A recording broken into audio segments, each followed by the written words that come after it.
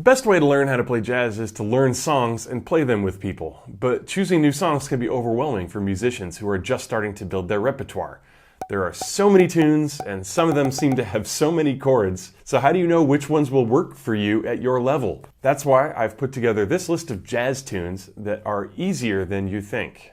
These tunes have a lot of chords, and they might look intimidating, but actually, they can be improvised over using 1 or 2 scales. The first tune is You'd Be So Nice to Come Home To by Cole Porter. Whichever key you play it in, you can basically just use the minor pentatonic scale for almost the entire tune. There are a couple of spots where you should prepare some sort of guide tone line. The first of these sections is towards the end of the first half of the tune.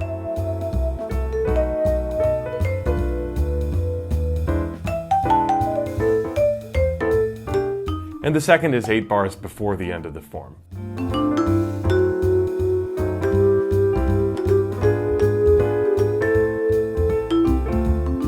But otherwise, you can pretty much go to town on the minor pentatonic and it will work. Next is a tune that I come back to time and time again with my students. G Baby, Ain't I Good to You by Andy Razoff and Don Redman. By the way, you gotta listen to Ella and Louie.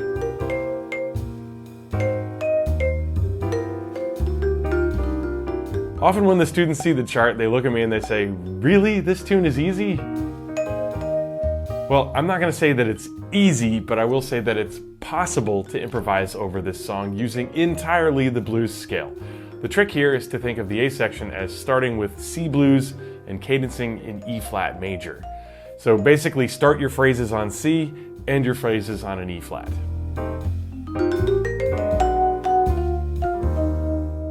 The next tune is kind of difficult to find sheet music for. I've only ever found it in one real book, but frankly, you should just try to learn it from the recording anyway.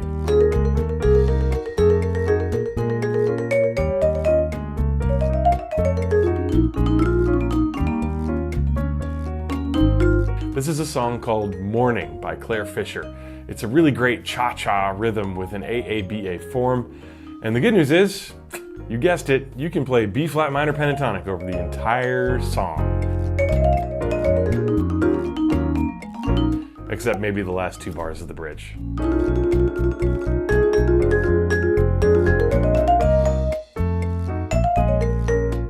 Now, one thing I should point out, which applies to all of the songs in this list, is that you need to pay attention to where you are in the scale. Not all of the pentatonic works all of the time. The general rule of thumb is this. If the harmonic progression is on the 5 chord, you should avoid playing the 1 from your scale.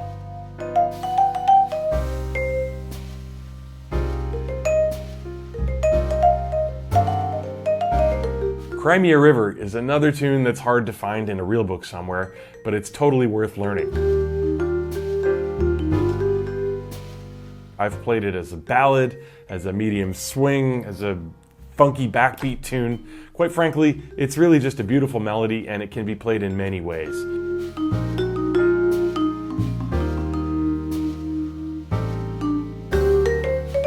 You can make it through the song using only 3 pentatonic scales. The 1 minor, the 5 minor, and the 5 major. So in the key of C minor, that would be C minor pentatonic, G minor pentatonic, and G major pentatonic.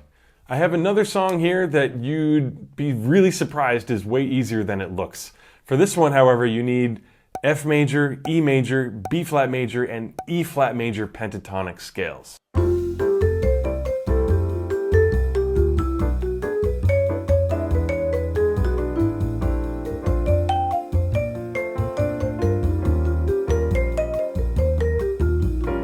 This tune is called Summer Samba. And the first 8 bars just go through all those scales that I mentioned, and then the second 8 bars can be played entirely with the F pentatonic. There are definitely some danger spots in there, but if you spend some time finding the notes on the pentatonic scale that match the chords in the last 8 bars, you will be able to play a nice melodic solo without leaving that scale. Before we get to the next song, I want to mention a concept that you should keep in mind if you practice these tunes. Each song has 1 or 2 spots where the pentatonic scale doesn't quite fit. In these spots, I suggest doing one of the following. You can play the melody as it's actually written in that bar as part of your solo, or you can simply choose a chord tone to play and hold on to until you get back to a section where you can more comfortably play the pentatonic scale. This is especially important for this next tune because the bridge is legendary for leaving people in the dust, but otherwise, Angel Eyes can also mostly be played using a C minor pentatonic or blues scale on the A sections.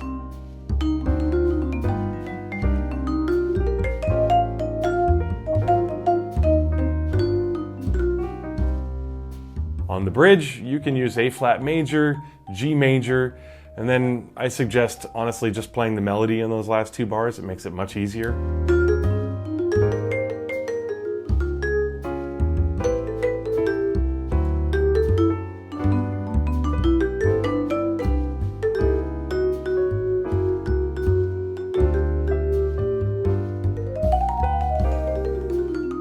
Until now, most of the tunes we've looked at have involved some sort of modulation between the relative minor and major keys. But this next one is completely different. And even if you've heard it before, I highly doubt that you knew that it's possible to play this one with only two pentatonic scales. The two scales are G major and G minor pentatonic.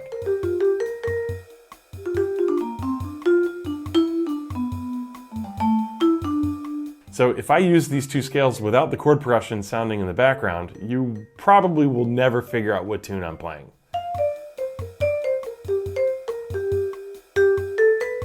But once the chords are added in, you might recognize the song as Here's That Rainy Day by Jimmy Van Heusen.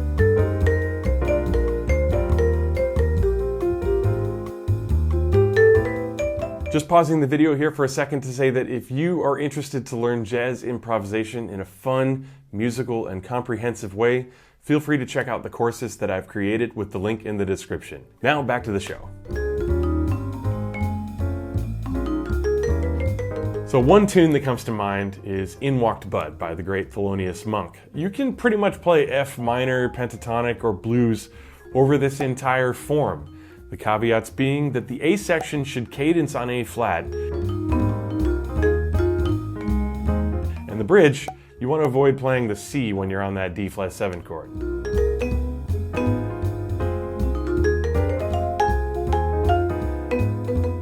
Then there's Bernie's tune. This is not that commonly played, but it was popularized in the 50s by Jerry Mulligan. This tune basically uses D minor, D blues for the A section.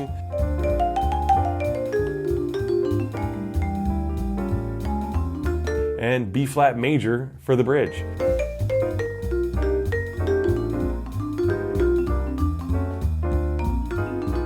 I have made recordings of each of these songs using only the scales I've talked about here, and if you'd like to hear those demonstrations in full, the links are down in the description. Thank you very much.